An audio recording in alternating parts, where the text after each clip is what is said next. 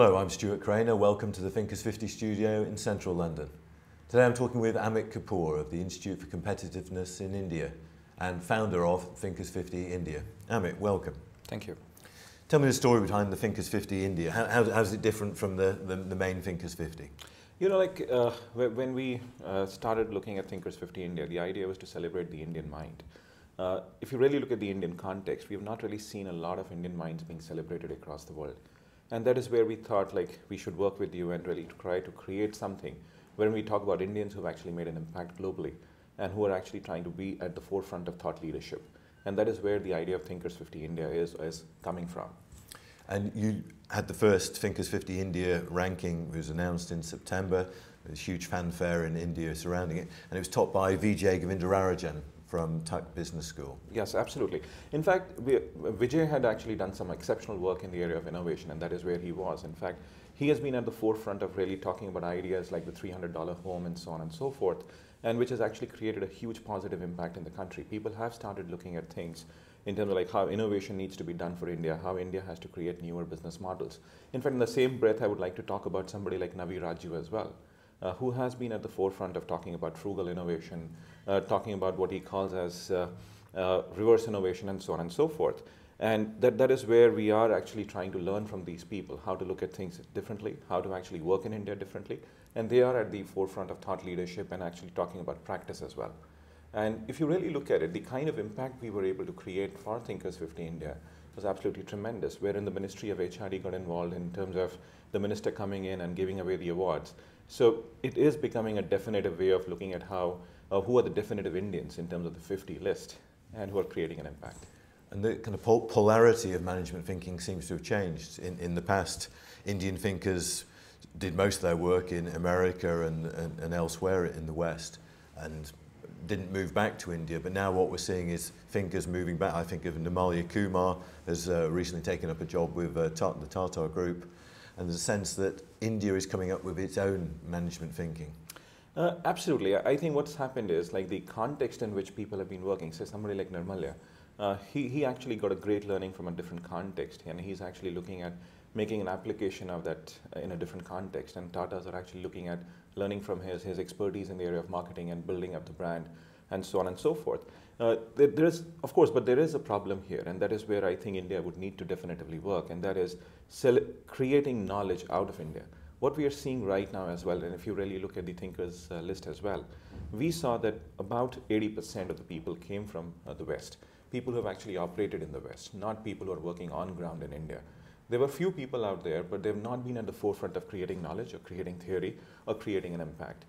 So the leadership role for thinkers in India is actually coming from the people who are based out of the West, not people who are based in India. Mm. And the people who are leading the way in India are actually practitioners. So I'm thinking of like Vineet Nair or the people at Infosys. If you really look at the Indian people, Rishikesh Krishnan, he's a professor at IIM Bangalore. He has created a positive impact in terms of understanding innovation.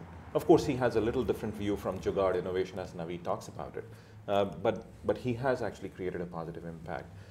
So there are practitioners, but more definitively, we are seeing academics coming out of their shells in India and trying to create an impact across the world. And that's a great thing to happen, because till about the last few years, we did not see a lot of Indian thinkers emerging out of the Indian context itself or from the country itself. And economically, India seems to be, there's been more question marks raised. Some Indian companies aren't doing as well as they were a couple of years ago. And there seems to be confidence seems to be waning slightly in the Indian economic miracle.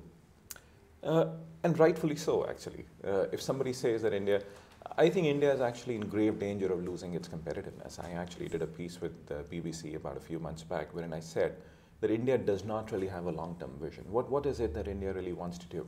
What is it that India needs to stand out for? Is it just about labor arbitrage, or is it about something else? So if you really look at the celebration of India, we have actually seen a whole lot of celebration of companies which have created themselves around labor arbitrage.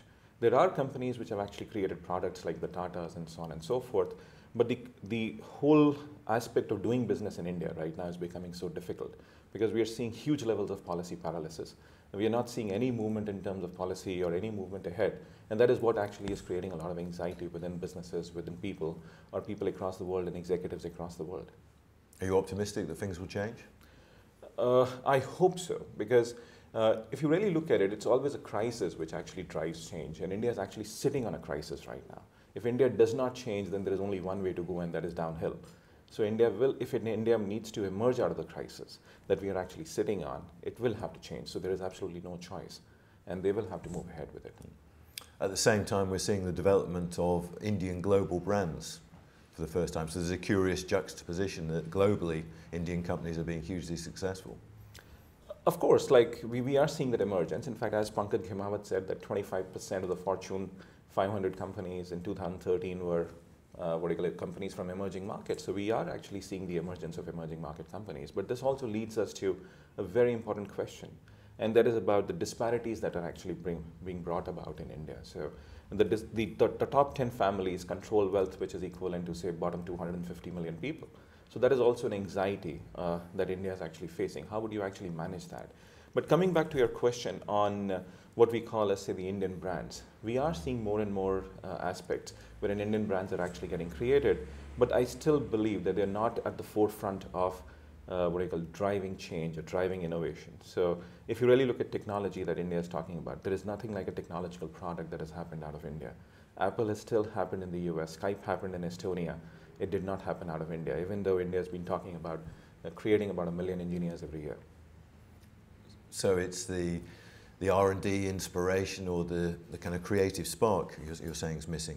Absolutely. I think that's the missing element, and it's probably because of the context. It's probably because of the way we look at things. In fact, I always say that India has actually become a country of job seekers rather than job creators. What India needs today is a huge entrepreneurial spirit to really move ahead, create knowledge, create its own product, and then really move about, rather than creating its own or copying things from the West.